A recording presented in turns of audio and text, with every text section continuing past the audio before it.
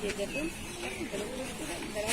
বক্তা আপনারা সবাই মিলে দেখে নেই হয়েছে কিনা फोटोग्राफर के लिए 60 নম্বর যে সেখানে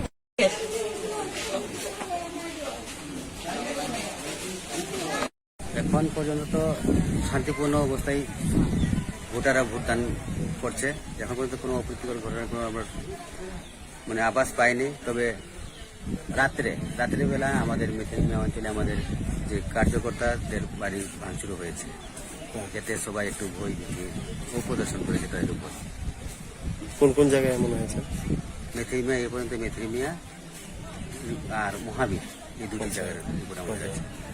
মানে কতগুলি জায়গা আপনি ভিজিট করেছেন এবং কেমন দেখেন? এই পর্যন্ত আমি 11টি বুথ সেন্টার ভিজিট করেছি। আচ্ছা, কেমন মনে করেন সারা? সারা খুব ভালো, এই পর্যন্ত খুব ভালোই সারা পাওয়া যাচ্ছে। আপনি জয়ের ব্যাপারে কতটুকু নিশ্চিত? এটা 26 তারিখে বলা যাবে, এর আগে তো কিছু বলা যাবে না। আচ্ছা, এখন কোনো সমস্যা আছে কি? না, এখন কোনো সমস্যা নেই। কোনো কেন্দ্র বা প্রার্থীদের কোনো কিছু নেই? না না, এখন পর্যন্ত কিছু নেই।